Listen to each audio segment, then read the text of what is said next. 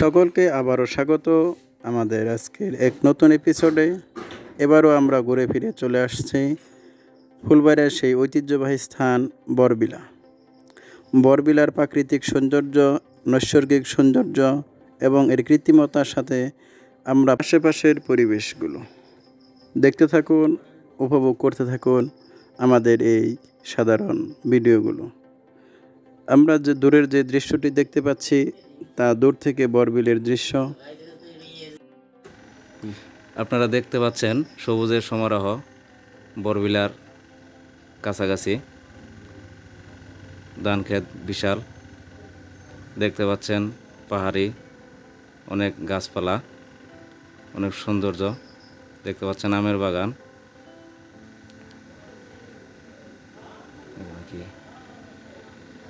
বিশাল area আমের বাগান, আনারস।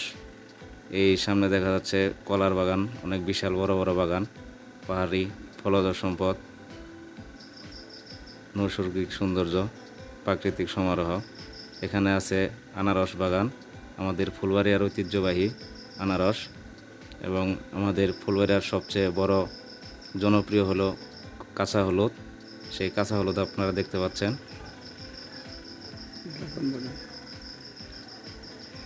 এটা হলো কলার বাগান, যে আমাদের এই এলাকা থেকে অনেক জায়গায়, বাংলাদেশের অনেক জায়গায় আমাদের এখান থেকে কলা সাপ্লাই হয়ে থাকে।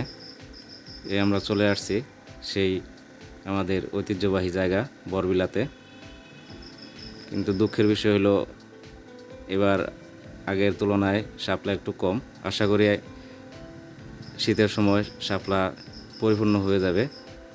আপনারা যদি আগামী 1 মাসের মধ্যে আসলে অনেক সৌন্দর্য এবং উপভোগ করতে পারবেন।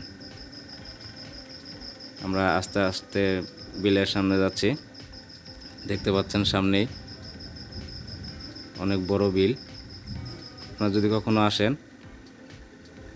বাবুলের বাজার আছে, বাবুলের বাজারের কাছেই এখানেই দেখতে পাবেন সেই ঐতিহ্যবাহী বরবিল। আপনাদের সবাইকে স্বাগতম এখানে আসার জন্য।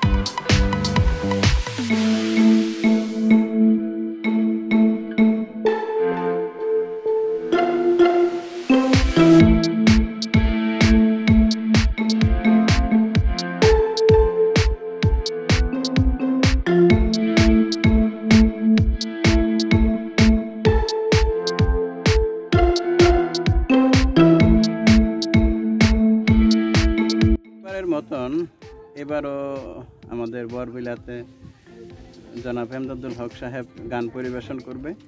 আপনারা ওনার গানটা শুনবেন। যদিও আমরা ফেস ভিডিওটা নিচ্ছি না, উনি অল্প কিছুক্ষণের মাঝে আমাদের সামনে গান পরিবেশন করবেন। সকলেই ভালো থাকবেন, মনোযোগ সহকারে গানটা শুনবেন। তুমি সুতোয় বেঁধেছ শাপলার ফুল নাকি তোমার মন?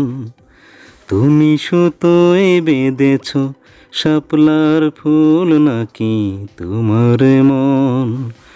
আমি জীবন বেঁধেছি, মরণ বেঁধেছি, ভালোবেসে সারাক্ষণ, ভালোবেসে সারাক্ষণ। তুমি আর আমি কাহিনী হব বাংলার ঘরে ঘরে, মিলনে বিরহে পাশাপাশি রব 1000 বছর ধরে, 1000 বছর ধরে। দুটি হৃদয়ে বয়ে যাবে নদী, কত নায়োজন বাটি, কত নায়োজন বাটি।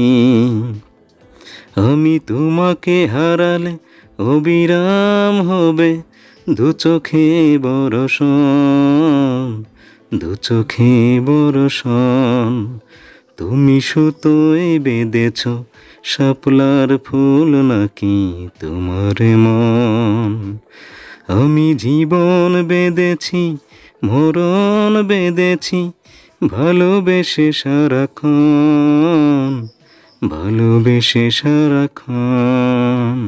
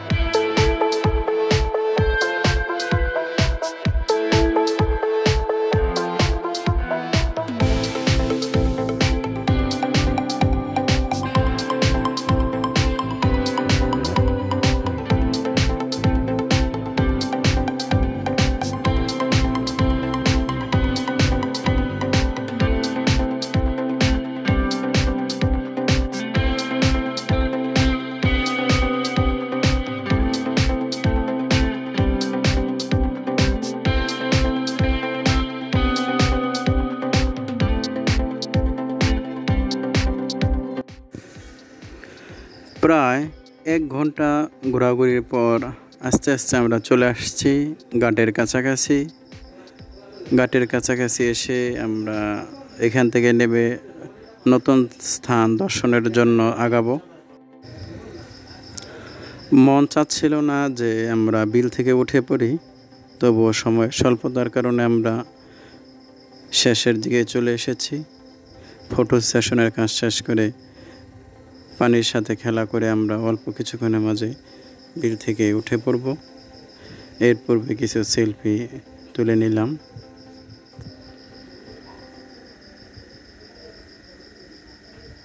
হাসিটা চমৎকার ছিল। ট্যুরটা অনেক সুন্দর হলো।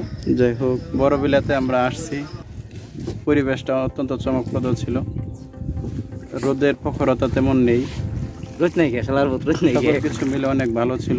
রোদটা দরকার থাকলে তো প্রচন্ড গরমে ঘেমে যেতাম। আমি গালি দিছি মেরে।